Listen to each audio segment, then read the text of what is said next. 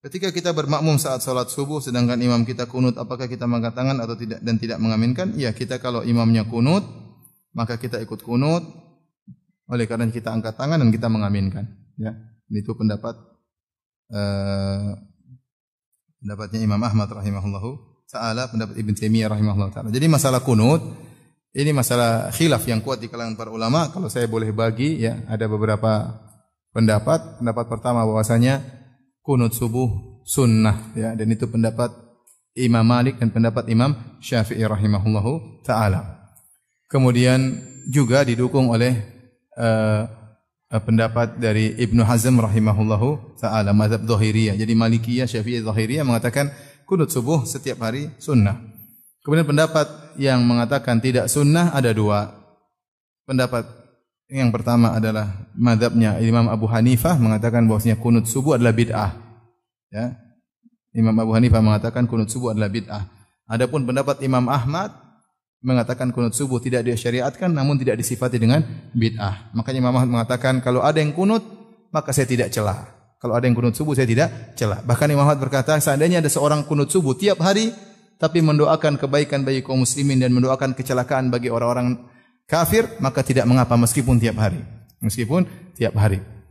Adapun Al-Imam Ibnu Qayyim rahimahullahu taala, kemudian Az-Zahabi, ya, beberapa ulama berpendapat sesekali kunut subuh tidak mengapa karena datang dari sebagian sahabat mereka kunut subuh, ya.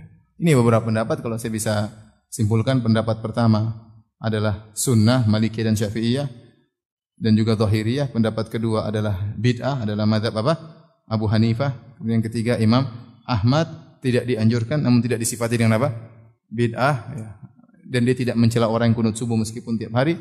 Kemudian yang keempat, pendapat yang mengatakan sesekali kunut subuh tidak jadi masalah. Toh Nabi pernah kunut subuh.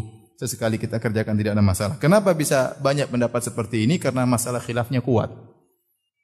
Masalah khilafnya kuat. InsyaAllah nanti suatu saat kita akan bahas secara detail dengan sanad-sanadnya agar kita tahu ternyata yang masalahnya permasalahan yang sangat kuat, tidak perlu kita perdebatkan, tidak perlu kita ribut-ributkan, ya. Ente mau kunut silakan, enggak kunut juga enggak apa-apa. Kalau ada imam mazhab Hanafi yang mengatakan kunut subuh bid'ah, khilaf menjadi dua pendapat. Bagaimana kalau seorang makmum salat subuh di belakang imam yang kunut? Maka sebagian ulama Hanafiyah mengatakan tidak perlu angkat tangan. Dan sebagian ulama Hanafiyah mengatakan angkat tangan karena status antum adalah apa?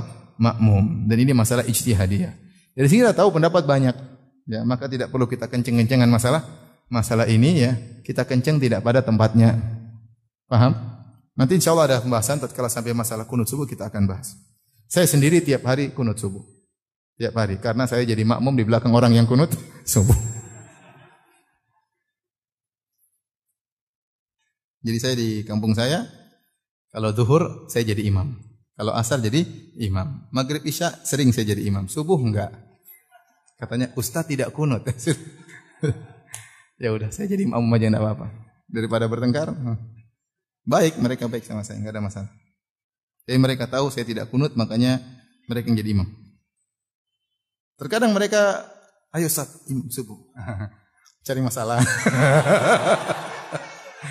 Saya tidak mau, ya sudah, bapak aja lah.